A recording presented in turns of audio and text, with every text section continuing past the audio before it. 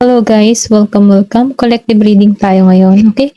Tingnan natin kung ano yung energy ng person mo. Be open-minded po, hindi po halos lahat makaka-resonate, kaya piliin nyo na lamang.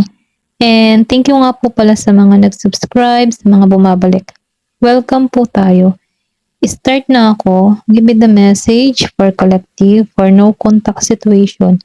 Ano yung energy ng person mo ngayon, okay? Then mamaya titingnan natin kung ano yung love message ng person mo para sa'yo. Give me the message for no contact situation. Anong energy ng person mo?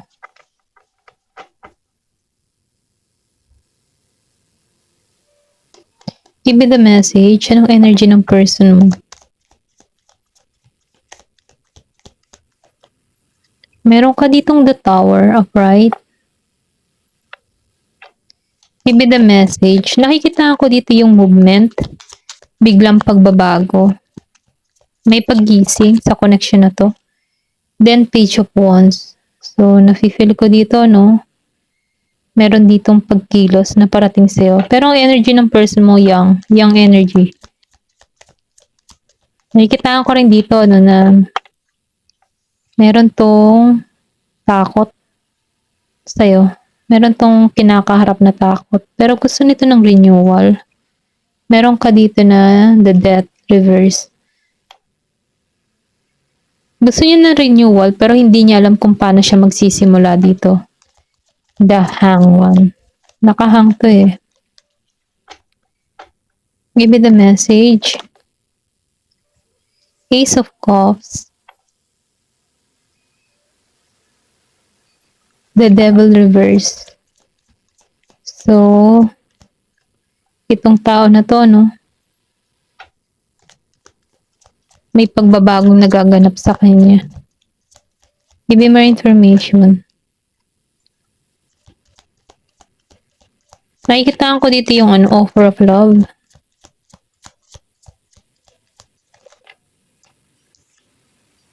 Page of Cups. Okay, may nag-stalk online. Three of Wands. Nakikita ko dito may nag-stalk sa'yo online. Tinitingnan yung larawan mo. Pinagmamasdan ka. Meron ako nakikita ditong Aries, Leo, Sagittarius, Capricorn, Scorpio, Cancer, Pisces, Wheel of Fortune. Wow. Okay. Mamaya tingnan pa natin yung ibang sign na darating dito sa pangalawa. Give me the message. Ano mo yung Wheel of Fortune? Nakikita ko dito na konting kibot or konting pagkakamali dito, pwede siyang maging bad luck para sa'yo. Okay? Yung bang or pwedeng maging bad luck para sa kanya. Yung konting kibot lang na sasabihin niya sa'yo, I mean pwedeng maging bad luck para sa kanya. Nakikita ko dito yung healing ng person mo. Meron dito nagsusuot ng citrine crystal or mga bracelet, amethyst, clear quartz. Ito na yung nakikita ko. Give me the message.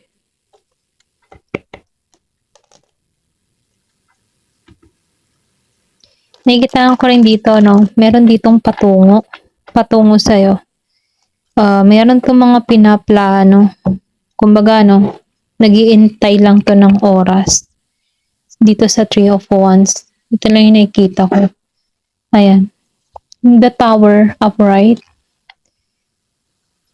So, meron ka dito na Scorpio, Cancer, and Pisces na person o pwede rin sabihin ikaw ito. Nakaramdam ka dito ng galit.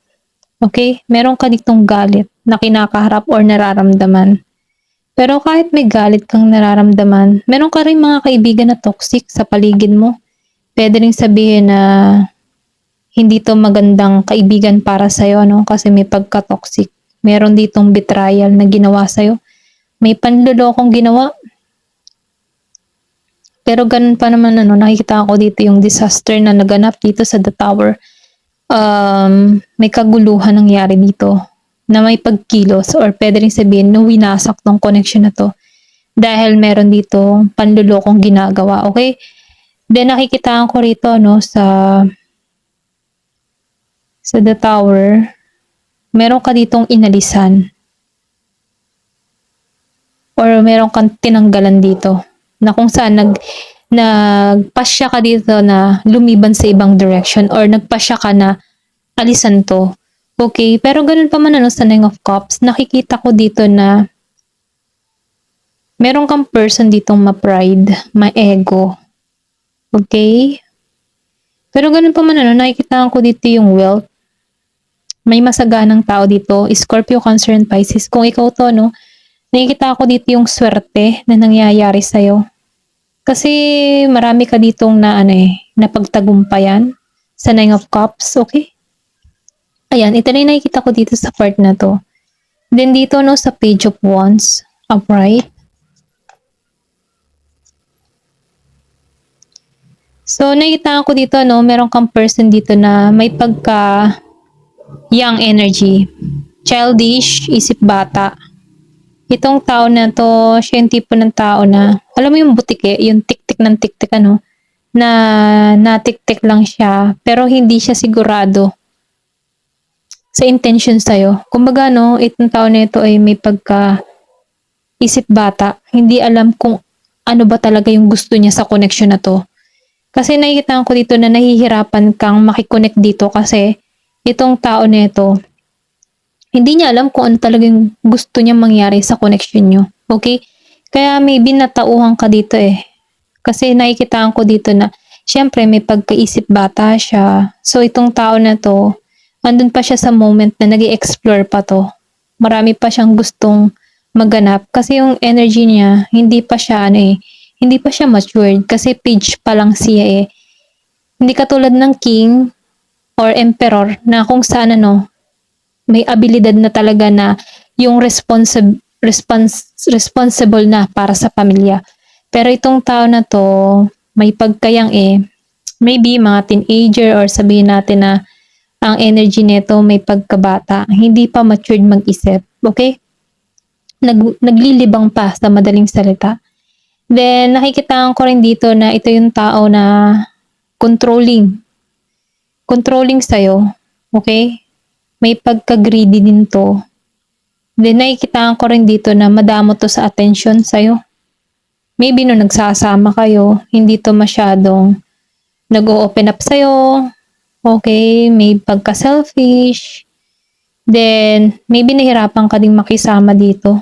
May pagka-rude, ganun ba ang energy nito sa Four of Pentacles? Kung makikita mo naman itong laraban nakasimangot.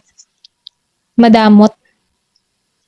Then, nakikita ko rin dito na meron ka din person dito na the Empress Reverse. Aries, energy. Then, nakikita ko rin dito ang Virgo, Capricorn, and Taurus. Nakaramdam to ng pagkawala nung nawala ka sa buhay niya. Okay? Maybe ikaw yung tipo ng tao na mas matured ka dito. Ito kasi may pagkaisip bata eh. Hindi alam kung ano talaga yung gusto niya. Na kung ano ba, pwede pang maligaw ng landas. Ganun yung nakikita ko dito sa Page of Wands Reverse. May pagka-selfish. Pero ganun pa man dito sa The Empress Reverse, hindi pa to handa sa responsibilidad, okay? Kumbaga, siya yung tipo ng tao na depende sa magulang, sa sasabihin ng magulang. Kumbaga, umaasa sa magulang, ganyan. Maybe, nag-asawa kayo ng medyo bata pa, sabihin natin sa kapusukan, yun bang hindi na pag-isipang maigi, dala ng bugso ng damdamin, ganun. Hindi na pagplanuhan. Kaya, nangyari dito, dahil medyo magkaiba kayo ng pananaw, hindi kayo nagka-click sa connection na to. Ito lang yung nakikita ko. Dahil, meron dito, maybe silosa, ganun.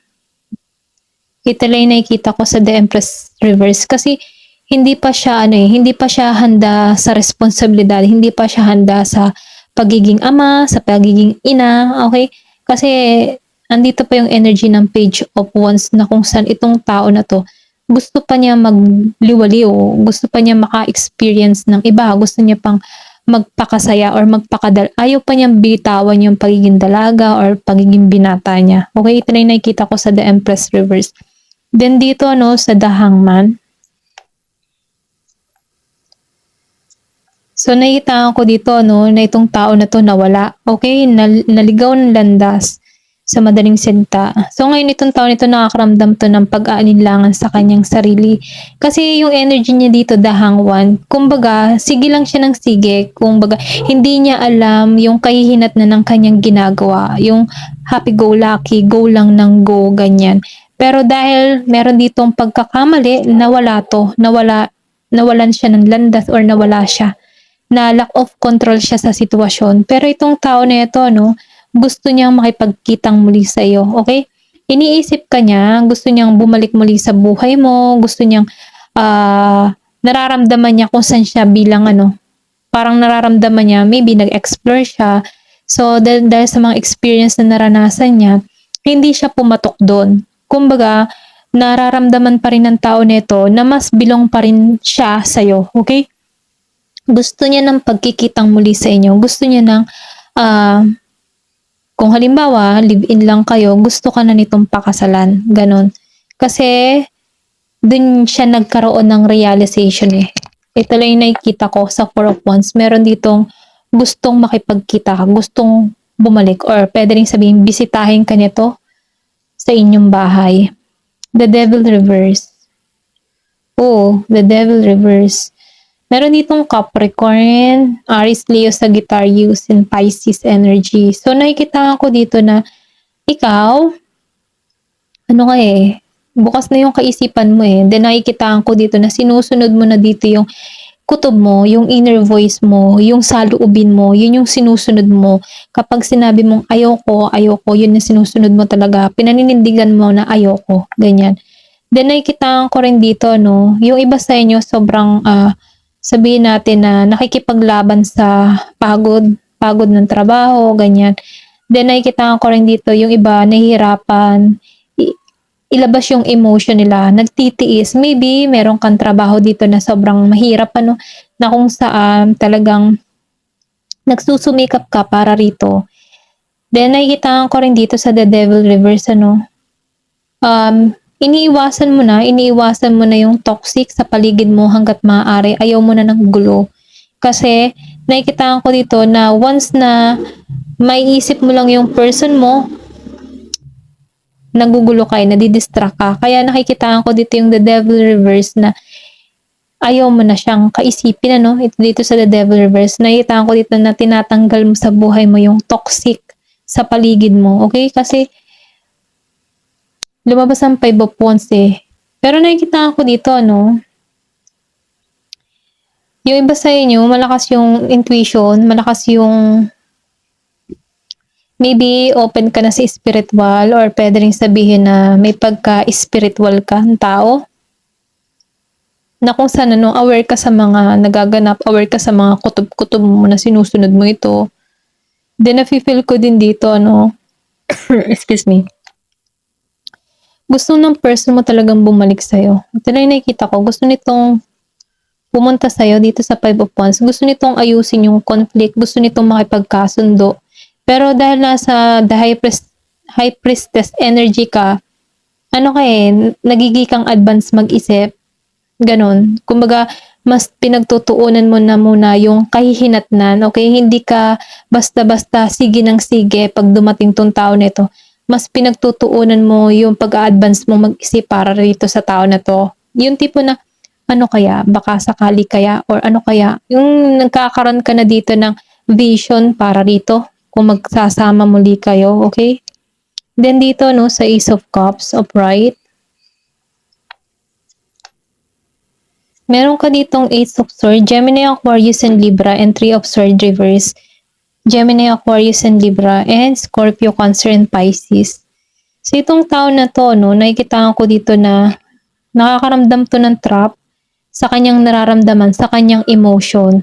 Pero ganun pa man Alam mo yung tipo na feeling victim siya sa nangyari. Ganun yung nararamdaman. Yung emotion niya, ganun.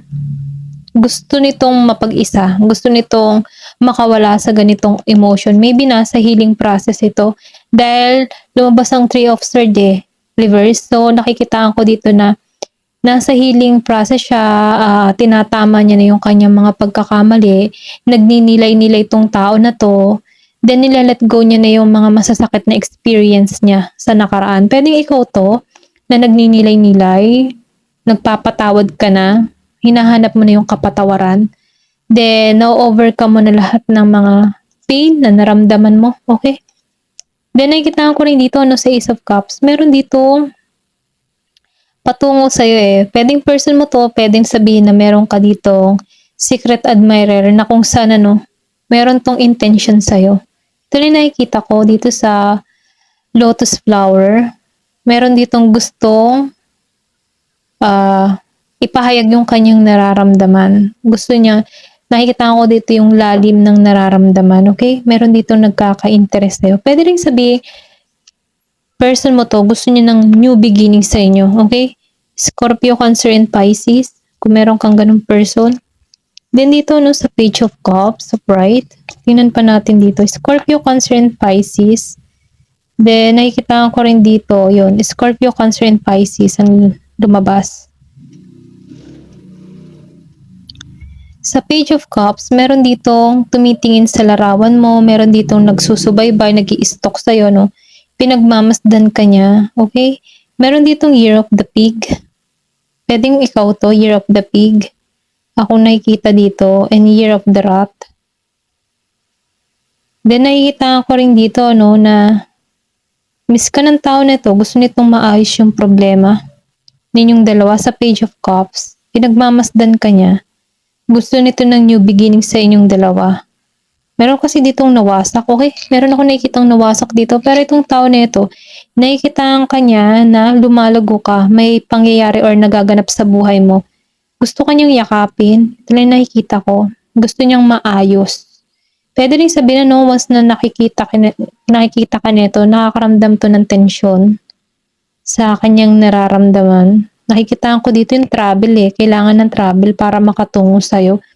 Dito sa The Hangman Reverse, nafe-feel ko dito na itong tao na ito, hindi pa siya makapag-desisyon. Gusto niya ng, alam mo yun, yung tipo na gusto niya pupunta siya sa'yo na cool ka na. Yung bagang malamig ka na, chill-chill ka lang. Ganon, yung wala ka ng init. Yung, I mean sa init, yung wala ka ng galit, ganyan. Para na sa ganon, no, gusto kasi ng tao nito na na pag pumunta siya sa'yo, hindi ka nagalit. Yung okay na yung mood mo, ganyan. Kasi itong tao na to, no, alam niya na na-disappoint ka sa kanya. Okay, nagsisi to sa Five of Cups. Nalulungkot siya. Ngayon siya nakaramdam ng lungkot. Maybe dahil nakikita niya yung paglago mo sa social media, doon niya nararamdaman yung lungkot. Okay, kasi doon niya nararamdaman na hindi na siya mahalaga sa buhay mo. Kasi nakikita niya yung pagbabago, yung improvement na nagagawa mo sa sarili mo, yung development mo, no? Meron kang binabago sa sarili mo at nakikita yun ng person mo, yung paglago mo. Dahil doon itong tao na ito, may pagsisising nararamdaman. Nalulungkot siya. Kumbaga, nag-iisip siya ng mga bagay-bagay na mga nangyari at naganap sa inyong dalawa. Nakapokus siya sa mga failure, sa mga pangyayaring masasakit sa inyong dalawa. Ganon siya nakapokus sa Five of Cups. Okay? Dito, no, sa Three of Wands, meron ditong Virgo, Capricorn, Taurus, Aries, Leo, Sagittarius, and Gemini, Aquarius, and Libra. Dito sa Three of Wands, meron ditong susugod sa'yo. Yung iba sa inyo, hindi halos lahat. Meron pagtungo sa inyo. Nag-iimpake na to. Pwede rin sabihin nasa malayong lugar to. Need mag-travel abroad, okay? Nakikita ko to na merong, yung iba sa inyo may suot na amethyst, citrine, or clear quartz, obsidian, okay? Yung mga bracelet or meron ka mga clear quartz tower, ganyan. Na kung saan decoration mo sa kwarto mo, okay? Then nafe-feel ko dito sa Three of Wands, nagbibilang na lang to ng oras sa kalendaryo, okay? Meron ditong pinaplano. Meron 'tong pagpaplanong ginagawa. Nag-iimpake, may pag-iimpake ako nakikita dito. Kung makikita mo nag-iimpake yung kamay. Ikaw yung sunshine nito. I mean sa sunshine ano, ikaw yung pag-asa nito. Ito rin nafi-feel ko. May pag-iimpake, may travel na gagawin. Biglaan ka na lang nitong susulputin, ganyan. Magugulat ka na lang dito. Pero ganun pa man ano, nakikitaan ko rito na meron ka ditong kakaharaping takot. Or pwede rin sabihin siya yung nakakaramdam ng ganito. Meron siyang kakaharaping takot sa pagkikita niya, no? Kumbaga nilalakasan niya ng loob yung kanyang sarili. Nalalakasan niya na lang yung loob niya. Ganun. Kaya lang yung meron ditong tao, pwedeng ikaw to, nakakaramdam ka ng lost opportunity para dito sa person mo. Kumbaga, no, nakikita ko dito na meron ditong insecure kang nararamdaman or pwede rin sabihin energy to ng person nyo. Meron ditong letter E. Ako nakikita. Letter E. Maybe 3 months wala kayong communication. 9 months. 3 years. Okay? Ito yung nakikita ko. Pero ganun pa man ano, itong tao na ito sa 9 of Swords reverse. Meron siyang pagsisisi. Sobrang pagsisisi. Ako nakikita dito. Pero ganun pa man, nakikita ko dito na naka-recover to. Kaya siguro tutungo sa'yo, sobrang pagsisisi ang naramdaman niya kasi may insecurity siyang naramdaman sa'yo kasi nakikita ka niya dito eh. I think siya yung naiinggit dito sa'yo, okay? Kasi may paglago kang nagaganap sa buhay mo. May paglago, nagmamatured ka or pwede rin sabihin may mga pinupost ka yung social media na talaga namang pak na pak, ganun. Kaya itong tao na ito nakakaramdam ng lack opportunity para sa connection ninyo. Kaya gusto nitong makarecover yung connection na to. Gusto niyang i-recover. Ganyan. And then nafe-feel ko din dito na haharapin niya na yung takot. Kasi mas matatakot tong tao na to pag nawala ka sa buhay niya eh. Hindi halos lahat ha. Yung iba sa inyo, ito lang yung energy ng person nila. Okay? Gemini, Aquarius, and Libra, and Virgo, Capricorn, and Taurus. Aries, Leo, Sagittarius. Yung nakikita ko dito. Wheel of Fortune. Oh, meron ditong nakablock yung kanyang intuition. Meron ditong nalulungkot. Dito sa Ace of Cups and the World. Okay? May nalulungkot talaga, no? At meron pinapalad. Mapalad ka. Kasi nasa iyo yung swerte. Meron dito, nag-work in Middle East, okay? Ako nakikita. Or Egypt, mga ganun. Or part ng Middle East. Yung sa Arabic, mga ganun, Saudi, mga ganun. Meron din ako nakikitang Year of the Snake dito. Merong Year of the Snake. Kumbaga dito sa tao na ito, meron dito na-stuck sa sitwasyon. Okay, nakakaramdam to ng stuck dito sa The World Reverse. Maybe kaya to nakakaramdam ng stuck or stagnant dahil sa pangyayari na nangyari sa inyo, yung pagkakalayo nyo, na-stuck siya sa sitwasyon.